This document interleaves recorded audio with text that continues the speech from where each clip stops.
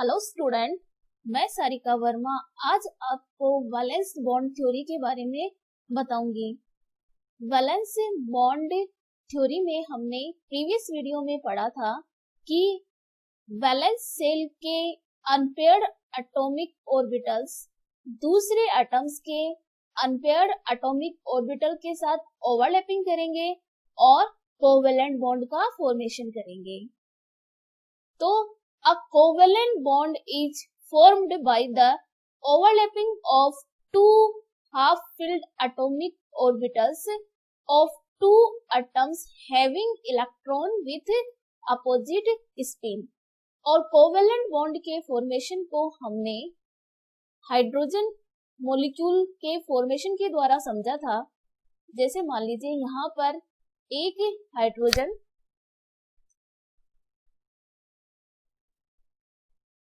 Molecules, एक hydrogen atoms है जिसको मैंने Ha माना।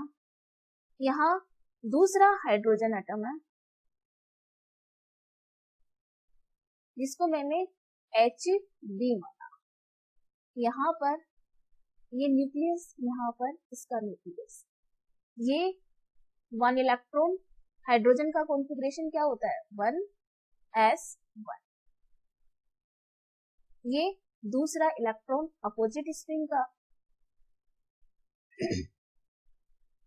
अब जब ये एक्सियल ओवरलैपिंग करेंगे और H2 अणु का फॉर्मेशन होगा, यहाँ पर कैसे, ये एक हाइड्रोजन का एटम्स और ये दूसरे हाइड्रोजन का एटम्स। ये देखिए, ये जो हाइड्रोजन एटम्स है ये वाला, और ये इसके ऊपर इस तरीके से इसने इसको कवर कर लिया, यानी ये जो एरिया है ये क्या है, ओवरलैपिंग का एरिया है, जहां पर दोनों इलेक्ट्रॉन अपोजिट स्पिन वाले इधर है, यहाँ इस तरीके से। तो कहने का मेरा मतलब है कि जब Ha का एक एटॉमिक ऑर्बिटल जिसके पास में एक अनपेयर्ड इलेक्ट्रॉन है, जब दूसरे एटम्स के अनपेयर्ड ऑर्बिटल के साथ में ओवरलैपिंग करेगा, तो जिस बॉन्ड का फॉर्मेशन हो रहा है यहाँ पर, उसको हमने क्या बोला, कोवेलेंट बॉन्ड बोला। जितनी ज्यादा ओवरलैपिंग यहाँ पर होगी उतना ही स्ट्रॉन्ग बॉन्ड बनेगा।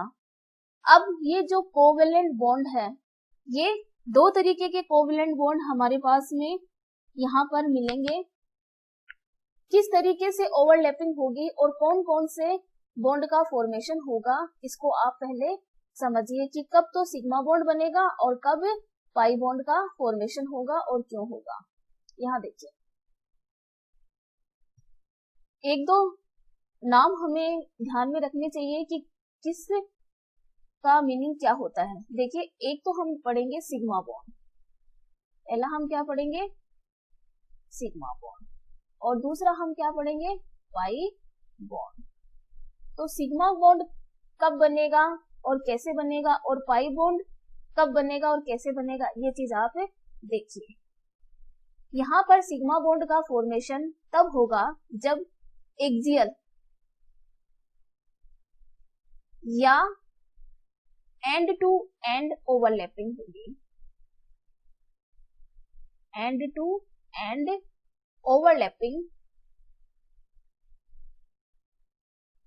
Of orbitals. अब ये एक्सियल या एंड टू एंड ओवरलैपिंग क्या होती है, इस चीज को आप समझिए। यहाँ पर मैं दो p ऑर्बिटल ले रही हूं,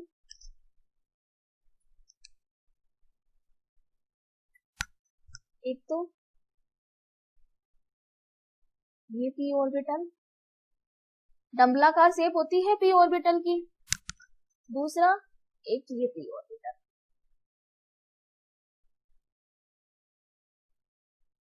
यहाँ देखिए, ये जो एक्सिस है,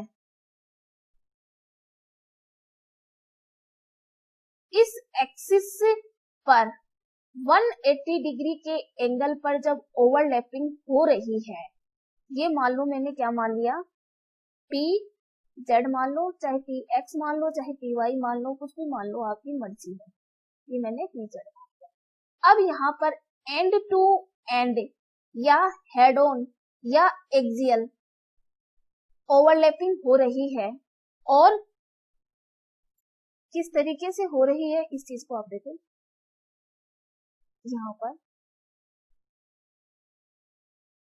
एक तो आपका क्या बना इसमें, पी ऑर्बिटल,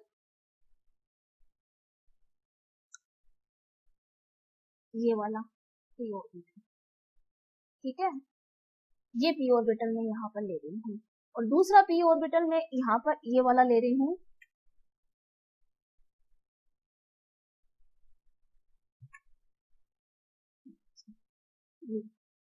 अब इसने क्या करा, इस ऑर्बिटल को यहाँ पर कवर कर लिया, ये तो देखो ये वाला ऑर्बिटल है पी ऑर्बिटल, और यहाँ पर ये पी जेड ऑर्बिटल ये है, और ये जो ऑर्बिटल का ये एरिया है, ये एरिया क्या है, ओवरलैपिंग का एरिया है। अब यहाँ पर इसी को हम axial overlapping, head on overlapping, end to end overlapping, कुछ भी बोल दो, जो ओवरलैपिंग एक्सिस पर 180 डिग्री के एंगल पर हो रही है। यहाँ पर आपको एक चीज ध्यान में रखनी है कि जो वीबीटी और एमओटी है वो क्वांटम मैकेनिकल टेक्निक पर आधारित है, इसलिए यहाँ पर हमें प्लस और माइनस साइन का ध्यान में रखना होगा। यहाँ पर वेव फंक्शन का साइन कौन सा होता है, मान लो यहाँ पॉजिटिव साइन पूरा है, तो यहाँ पर भी हमें पॉजिटिव साइन लेना चाहिए, और ये नेगेटिव तो ये नेगेटिव। अगर हम यहाँ पर नेगेटिव नेगेटिव की ओवरलैपिंग करा रहे हैं तो भी कोई बात नहीं है, लेकिन अपोजिट साइन अगर है, यहाँ प्लस है और यहाँ माइनस है, तो सिग्मा बॉन्ड का फॉर्मेशन यहाँ नहीं होगा। यहाँ पर देखिए हम बात किसकी कर रहे हैं, एक्सियल ओवरलैपिंग की, जो ओवरलैपिंग यहाँ पर 180 डिग्री के एंगल पर हो रही है। यहाँ पर एंगल कितना डिग्री का बन रहा है, 180 डिग्री का, यानी ये क्या है, एक्सिस पर एक्सियल ओवरलैपिंग है, और यहाँ पर ये जो इलेक्ट्रॉन है ये इस स्पिन का ले रहे हो, तो यहाँ पर हमें अपोजिट स्पिन का लेना पड़ेगा, इस तरीके से।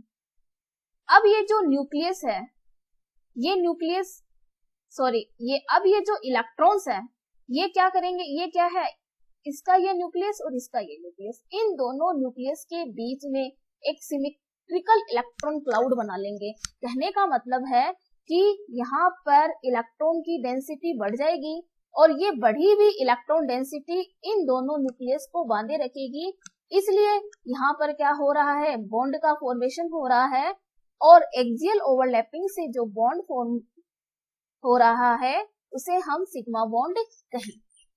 तो ये तो हो गई एक्सियल ओवरलैपिंग। अगर हम पाई बॉन्ड की बात करें तो पाई बॉन्ड का फॉर्मेशन किस तरीके से होगा, पाई बॉन्ड का फॉर्मेशन साइड वाइज, या फिर आप इसको क्या कह सकते हैं, लैटरल ओवरलैपिंग के थ्रू होगा। अब ये जो साइड वाइज ओवरलैपिंग क्या होती है, इस चीज को आप समझिए। यहां मान लीजिए मैंने, देखिए ये पी यहां पर, सॉरी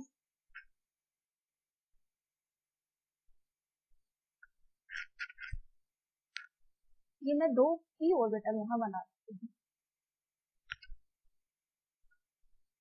एक पी ऑर्बिटल यहाँ और दूसरा पी ऑर्बिटल में यहाँ पर,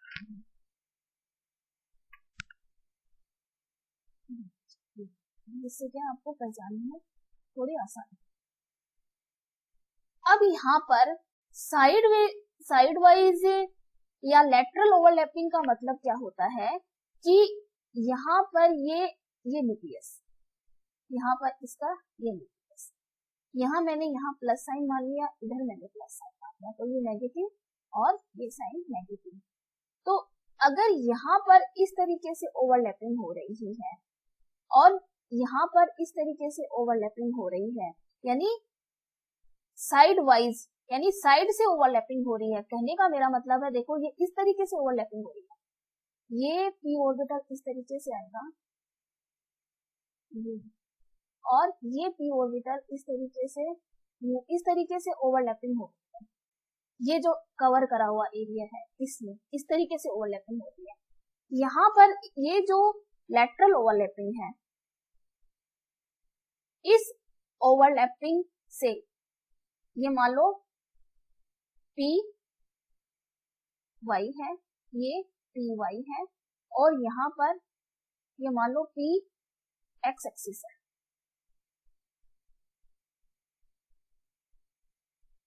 तो ये जो पैरेलल ओवरलैपिंग हो रही है, यानी 0 डिग्री का बॉन्ड एंगल बन रहा है, यहाँ पर क्या था, एक्सियल ओवरलैपिंग में 180 डिग्री पर इस तरीके से एक्सिस पर ओवरलैपिंग होती है, जबकि जो साइड वाइज ओवरलैपिंग होती है उसमें 0 डिग्री एंगल पर साइड वेज, यानी कि लैटरल ओवरलैपिंग इस तरीके से ओवरलैपिंग होगी और पाई बॉन्ड का फॉर्मेशन होगा।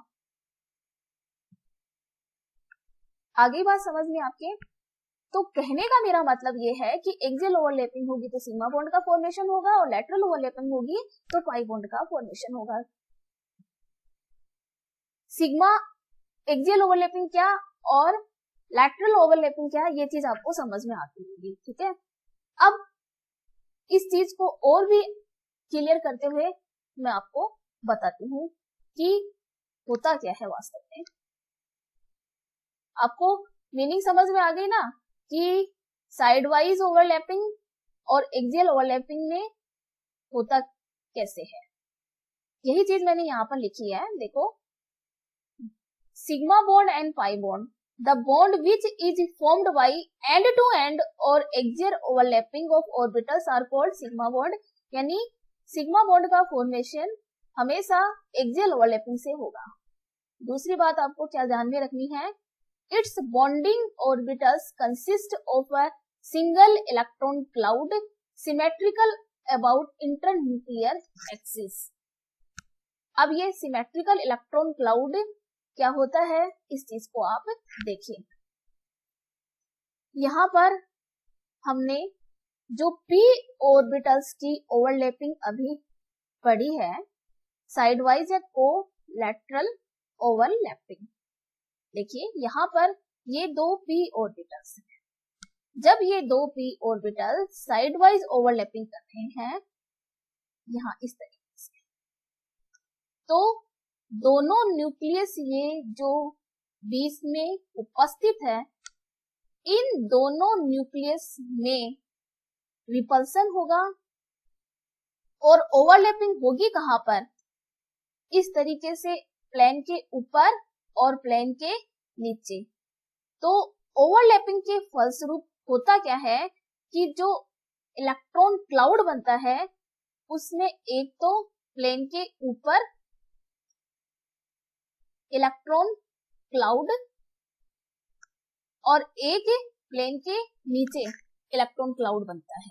इस तरीके से देखो और भी आराम से आपको समझ में आएगा यहाँ पर कि यहाँ ओवरलैपिंग हो रही है, ये यहाँ पर ये जो प्लेन है इस प्लेन के ऊपर इलेक्ट्रॉन क्लाउड बन रहा है और नीचे इलेक्ट्रॉन क्लाउड बन रहा है। क्यों बन रहा है, क्योंकि यहाँ पर साइड वाइज ओवरलैपिंग हो रही है। लेकिन जब हम सिग्मा बॉन्ड का फॉर्मेशन करते हैं, ये तो फॉर्मेशन किसका हो रहा है, पाई बॉन्ड का फॉर्मेशन हो रहा है।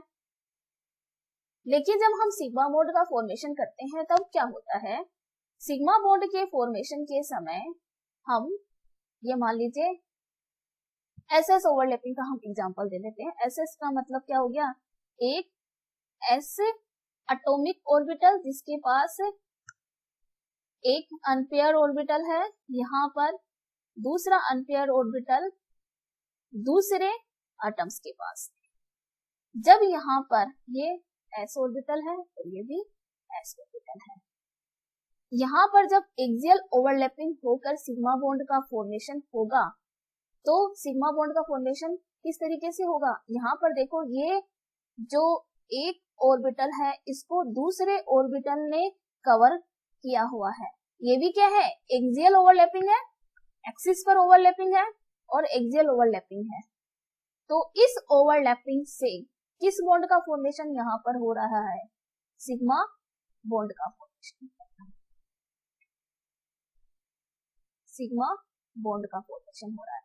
और इस सिग्मा बॉन्ड के फॉर्मेशन के दौरान यहाँ पर ये जो इलेक्ट्रॉन का क्लाउड या दो इलेक्ट्रॉन उपस्थित है, यहाँ पर इलेक्ट्रॉन क्लाउड बना हुआ है, ये जो इलेक्ट्रॉन का क्लाउड है वो इस न्यूक्लियस को, और ये जो इलेक्ट्रॉन का क्लाउड है वो इस न्यूक्लियस को भी क्या है, बांधे हुए हैं, तभी H2 मॉलिक्यूल का फॉर्मेशन यहाँ पर हुआ है। अब यहाँ देखिए, ये जो इंटर न्यूक्लियर एक्सिस है, इस एक्सिस के चारों तरफ इलेक्ट्रॉन के पाए जाने की जो प्रोबेबिलिटी है, जो संभावना है, वो क्या है, सेम है, बिल्कुल समान है। इसी को हम क्या कहते हैं, सिमेट्रिकल इलेक्ट्रॉन क्लाउड। तो बात समझ में आई क्या, कि जो सिमेट्रिकल इलेक्ट्रॉन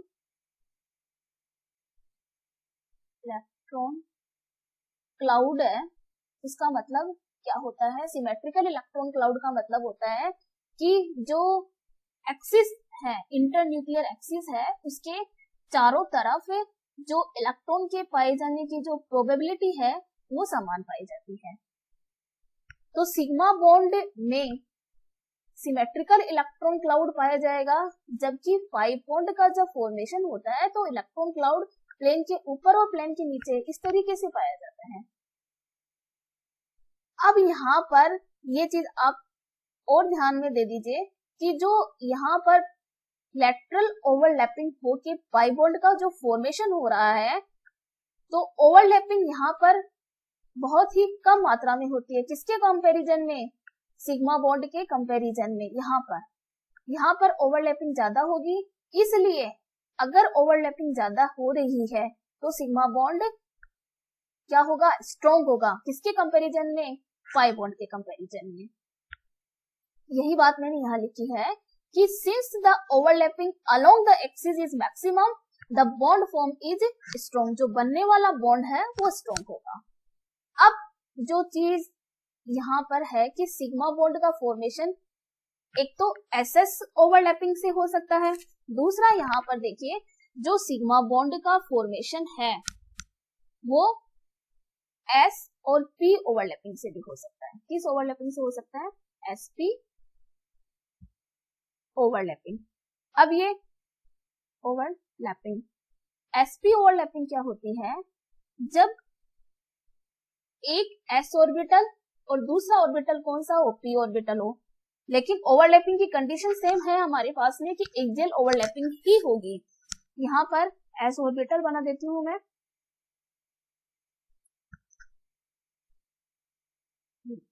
s ऑर्बिटल, और दूसरा ऑर्बिटल हम ले लेते हैं p ऑर्बिटल।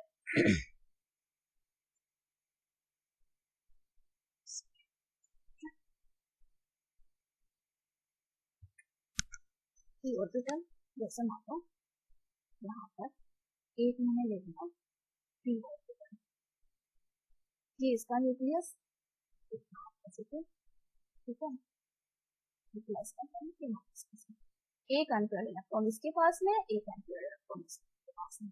ये s ऑर्बिटल है, ये आप कुछ भी मान लो, कौन सा मान लो, pz मान। अब यहाँ पर जब ओवरलैपिंग होगी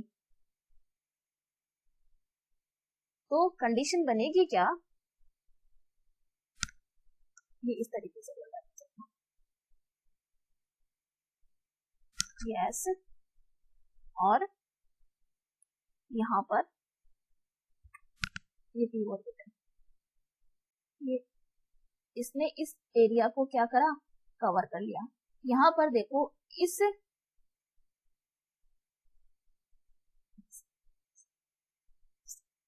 यहाँ पर ये सिग्मा बॉन्ड का फॉर्मेशन हो रहा है। क्यों हो रहा है, क्योंकि यहाँ पर एक्सियल ओवरलैपिंग हो रही है। यहाँ पर देखिए कि एक्सियल ओवरलैपिंग से क्या बन गया, सिग्मा बॉन्ड का फॉर्मेशन बन गया। अब दूसरी कंडीशन यहाँ पर क्या हो सकती है कि पीपी ओवरलैपिंग हो, ये पी और पी ओवरलैपिंग।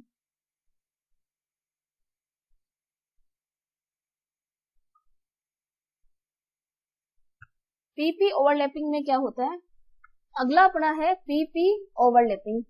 पीपी ओवरलैपिंग में क्या होता है, जैसे मान लो ये हमने लिया S orbital, sorry P orbital,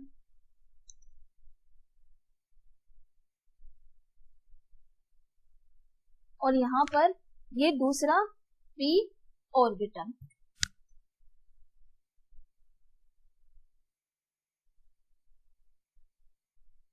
यहां पर ये प्लस साइन और ये भी प्लस साइन, ये माइनस और ये माइनस, और यहां पर ये जो ओवरलैपिंग एरिया, तो पीपी ओवरलैपिंग में दो जो पी ऑर्बिटल है वो एक्सियल ओवरलैपिंग करेंगे और सिग्मा बॉन्ड का फॉर्मेशन करेंगे, जो हमने नीचे पढ़ा है। पीपी ओवरलैपिंग में एक्सियल ओवरलैपिंग से सिग्मा बॉन्ड का फॉर्मेशन होगा।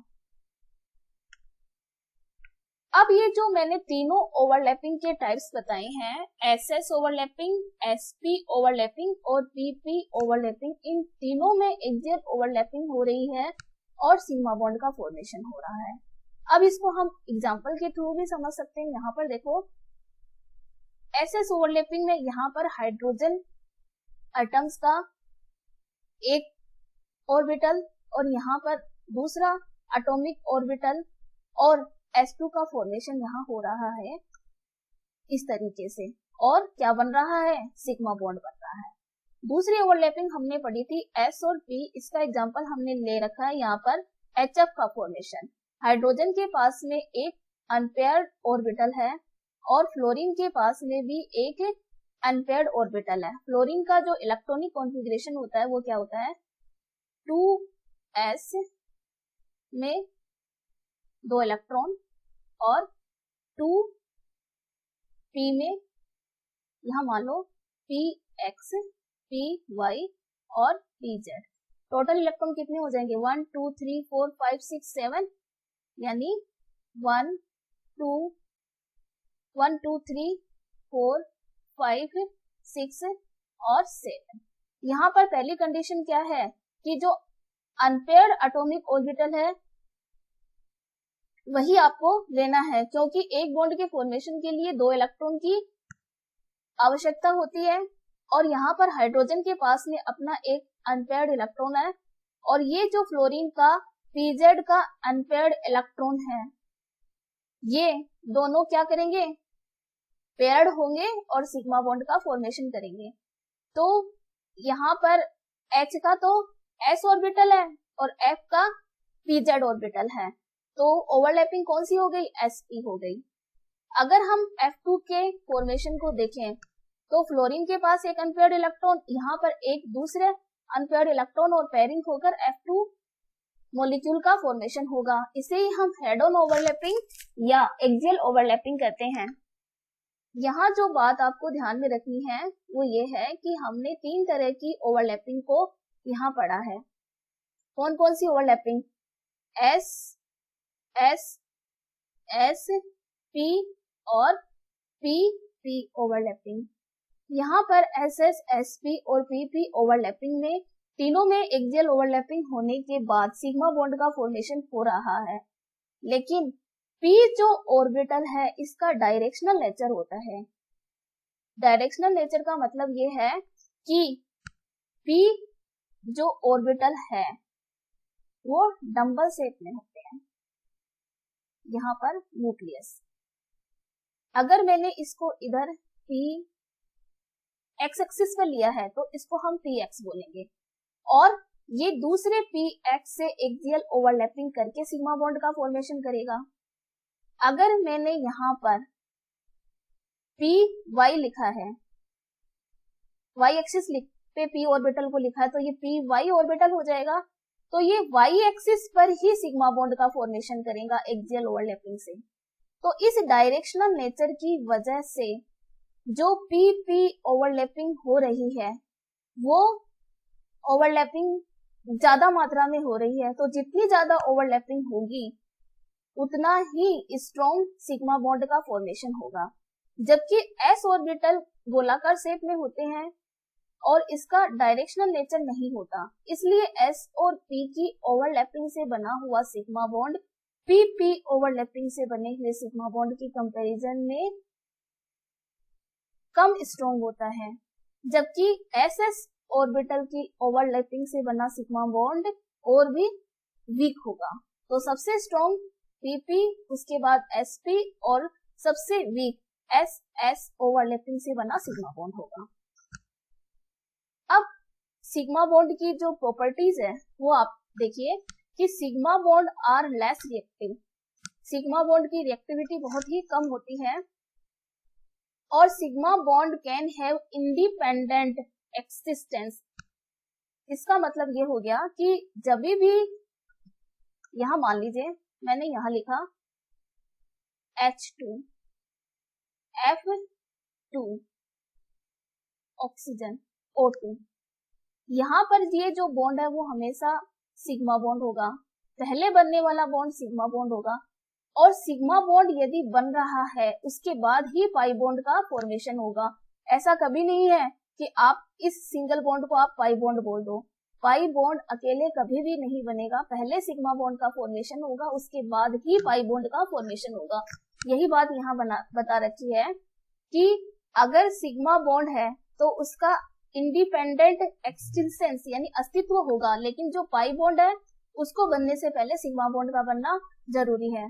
Sigma bond help to determine the shape of molecule. ये जो सेंटेंस है वो काफी इंपॉर्टेंट है, जो आपको ध्यान में रखना है कि मॉलिक्यूल की शेप को डिटरमाइन करने के लिए सिग्मा बॉन्ड ही हेल्प करता है, पाई बॉन्ड का उसमें कोई भी रोल नहीं होता और सिग्मा बॉन्ड के अराउंड फ्री रोटेशन पॉसिबल होता है।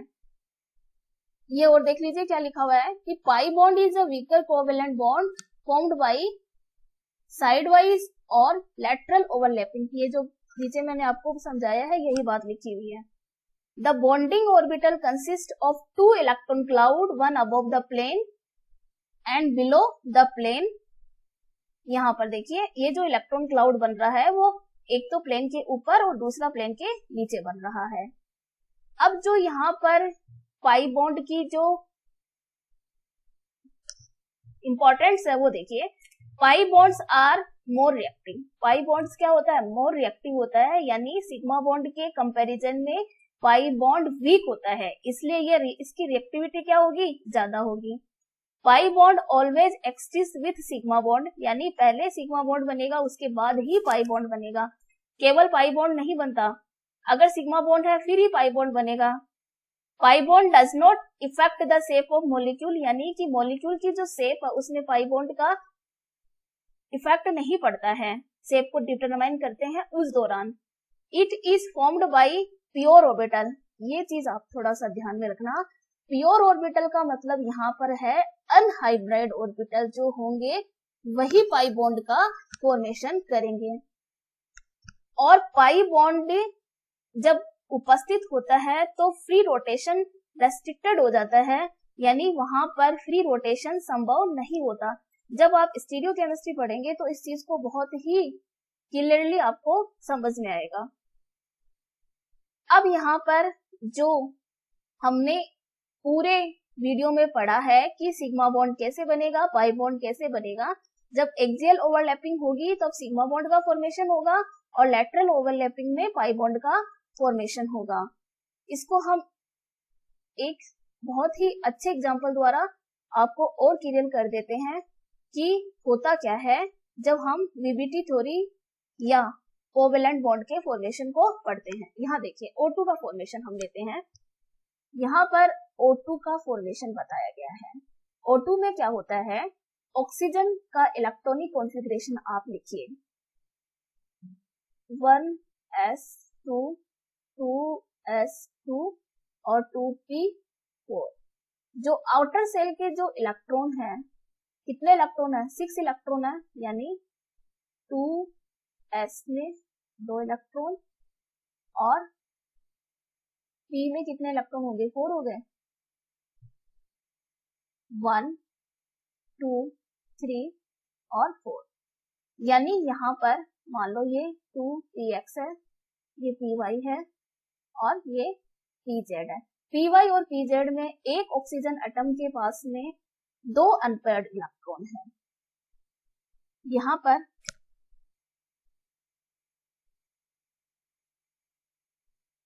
इस तरीके से मान लेते हैं। यहाँ पर ये मान लीजिए y एक्सिस है, y एक्सिस पर एक और यहाँ पर y एक्सिस पर ये p ऑर्बिटल।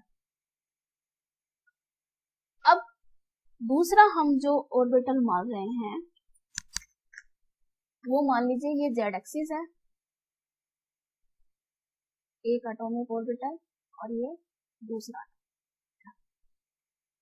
अब यहाँ पर ये जो एक यहाँ एक इसके पास है और एक इस ऑक्सीजन के पास में है, दूसरा यहाँ पर क्या है इस ऑक्सीजन के पास में है ये तो हो गया हमारा pz ऑर्बिटल और ये हमारा हो गया py ऑर्बिटल।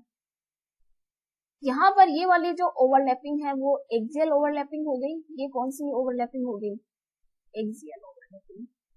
और यहाँ पर ये जो ओवरलैपिंग हो रही है वो कौन सी ओवरलैपिंग हो रही है? Lateral overlapping. यहाँ पर एक्सियल ओवरलैपिंग से सिग्मा बॉन्ड बनेगा और लैटरल ओवरलैपिंग से पाई बॉन्ड का फॉर्मेशन होगा। ये जो पाई बॉन्ड का फॉर्मेशन होगा वो बनने वाला पाई बॉन्ड वीक होगा किसके कंपैरिजन में? सिग्मा बॉन्ड के कंपैरिजन में। क्यों होगा? क्योंकि यहाँ पर जो ओवरलैपिंग हो रही है वो एक्सियल ओवरलैपिंग की तुलना में कम हो रही है। यही कारण है कि यहाँ पर बनने वाला बॉन्ड पाई बॉन्ड वीक होगा। यहाँ पर देखिए, इसको मैंने यहाँ पर और भी आपको अच्छी तरीके से डायग्राम से समझाया हुआ है कि यहाँ पर एक्सियल ओवरलैपिंग होकर सिग्मा बॉन्ड का फॉर्मेशन होगा और यहाँ पाई बॉन्ड का फॉर्मेशन होगा। Thank you. अगर आपको मेरा वीडियो अच्छा लगा तो इसको ज्यादा से ज्यादा लाइक कीजिए, शेयर कीजिए और मेरे चैनल को सब्सक्राइब कीजिए। अगर आपको कोई डाउट है तो कमेंट बॉक्स में कमेंट करके जरूर बताइएगा।